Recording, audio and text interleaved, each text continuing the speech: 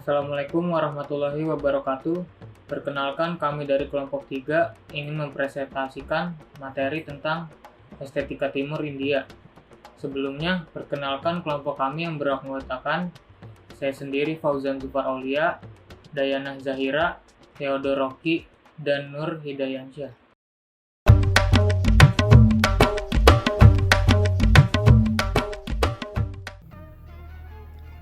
Pertama-tama, saya akan membacakan sekilas perkembangan sejarah seni India. India merupakan peradaban yang menciptakan dua aliran agama, yaitu Hindu dan Buddha. Selama berabad-abad, seni India dan kerajinan telah dibedakan untuk nilai besar mereka, yaitu estetika dan fungsional. Pada zaman kuno, silpis, konsep desain yang rumit dan pola yang dibuat mengaitkan ke kuil dan benda-benda yang berhubungan dengan kepercayaan mereka. Negeri ini telah memiliki taraf kemajuan kebudayaan semenjak 2300 silam Masehi.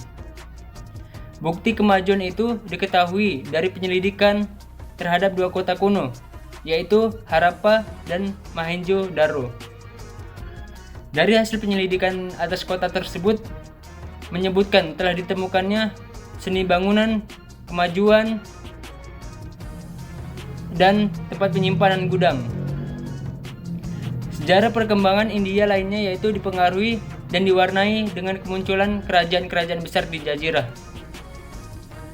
Hubungan dengan luar negeri dan agama juga memberi andil dalam memengaruhi sejarah India. India yang dimaksud di sini yaitu India, Pakistan, Bangladesh, dan Sri Lanka. Tiga negara terakhir tersebut yaitu merupakan bagian wilayah India pada zaman dahulu. Tokoh seni India. Ada beberapa filsuf atau seniman India yang terkenal pada zamannya hingga saat ini.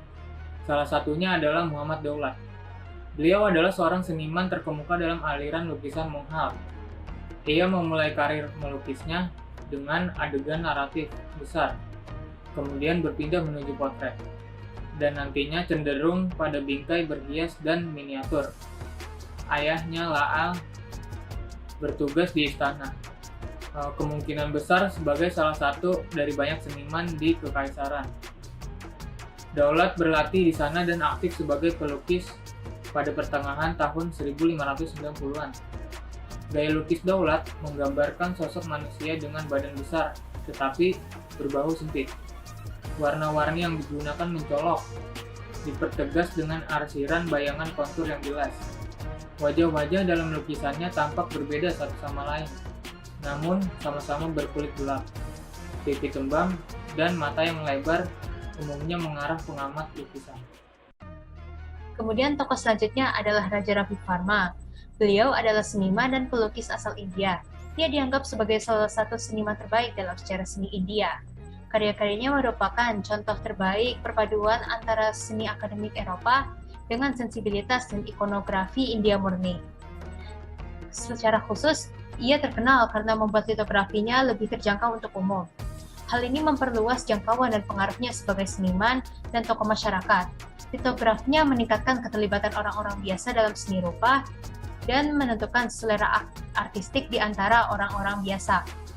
Selain itu, penggambaran agamanya mengenai dewa-dewi Hindu dan karya-karya dari puisi epik India dan Purana mendapat pujian yang mendalam. Ia merupakan anggota keluarga kerajaan di Parapanat, distrik Malappuram.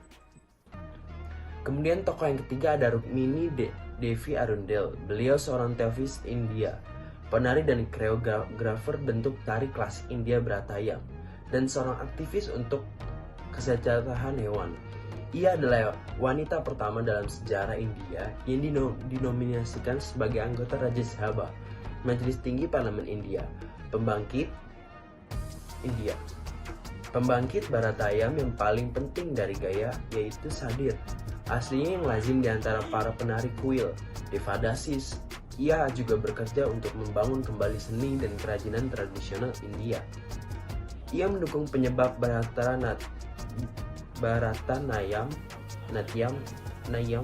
yang dianggap sebagai seni vulgar Ia membersihkan dan menghilangkan erotisme yang melekat pada sadi untuk membawa cocok untuk elit kasta atau India dan moralitas Inggris pada masa itu.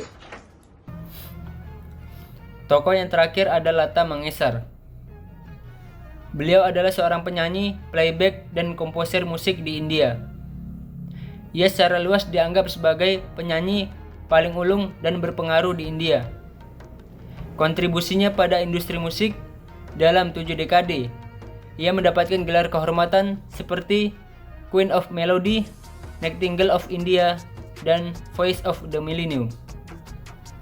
Lata merekam lagu-lagunya lebih dari 36 bahasa dari India dan bahasa asing. Meskipun utamanya dalam bahasa Marathi, Hindi, dan Bengali.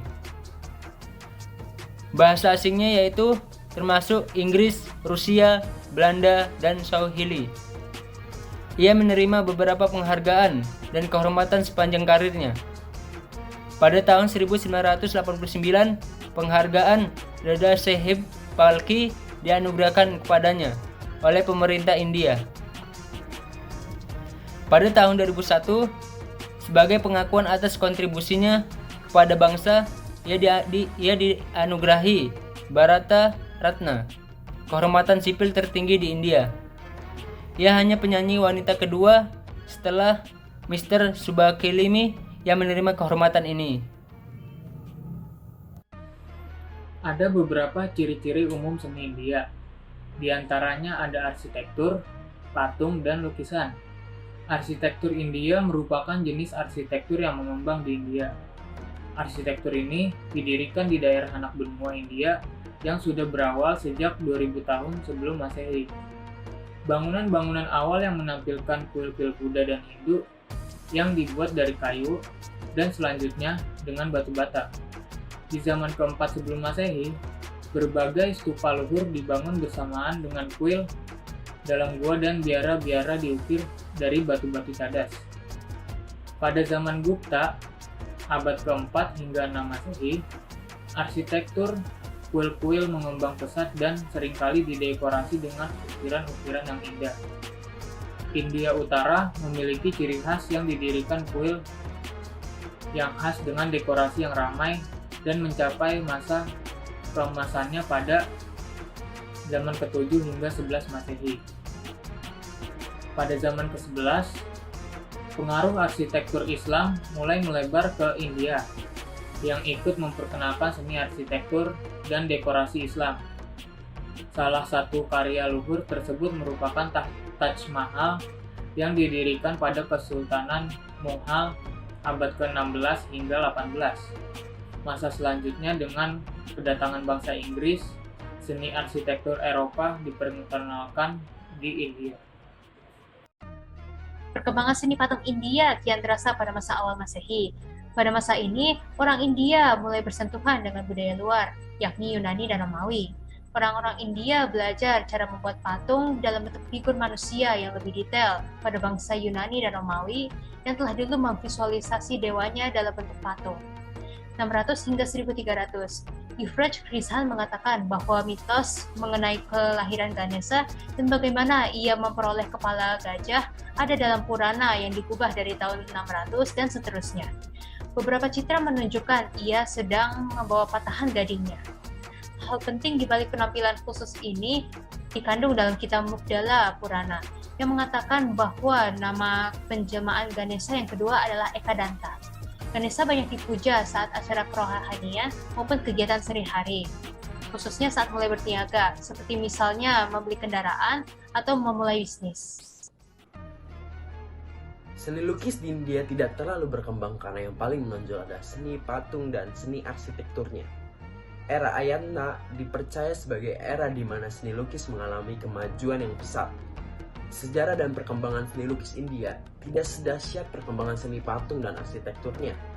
Data tentang seni lukis India amat terbatas, terutama data-data seni lukis masa-masa dinasti yang berkuasa di India.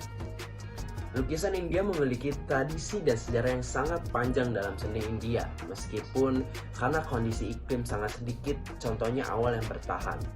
Namun, seni lukis India tentulah tetap ada sebagaimana ditemukannya lukisan terdapat di Gua Ayatna.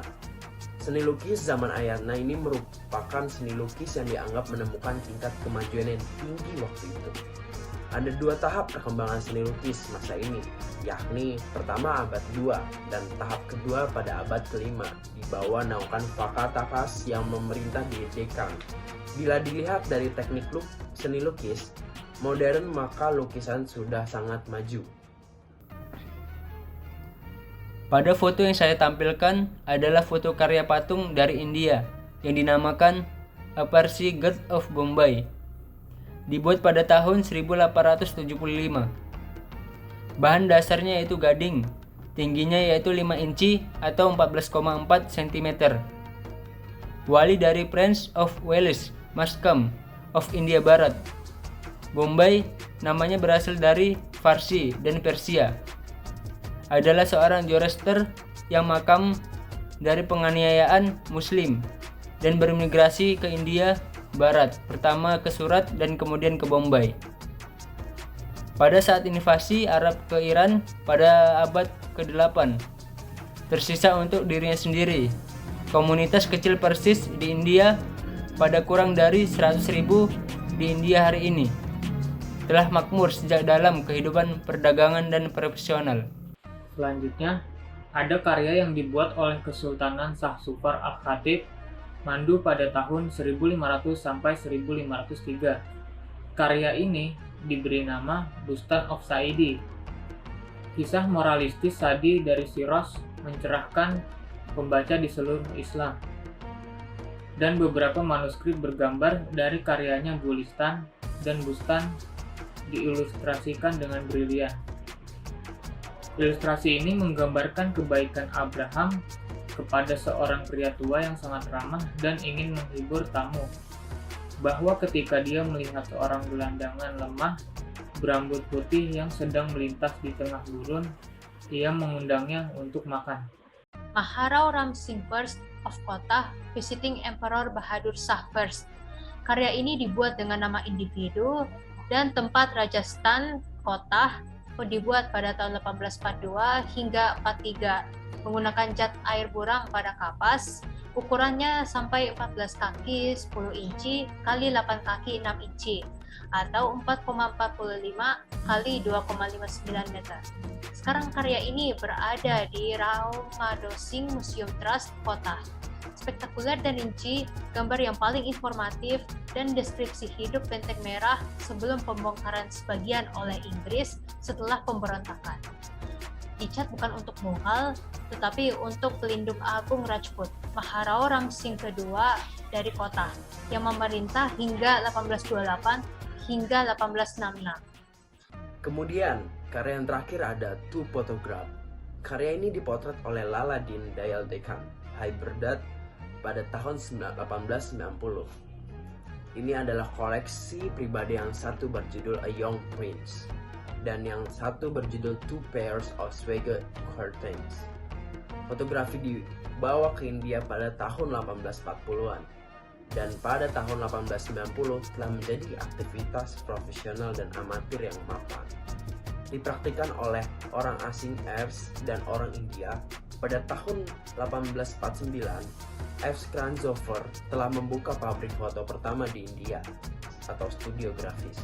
Masyarakat fotografi Bombay didirikan pada tahun 1855 dan tahun berikutnya East India Company menyewa fotografer menggantikan juru gambar Sri Mahmud Ali Khan, Nizam ke-6 Hyderabad, yang juga memberinya denda rumah dan gelar yang luar biasa pada Raja Musafir Jung.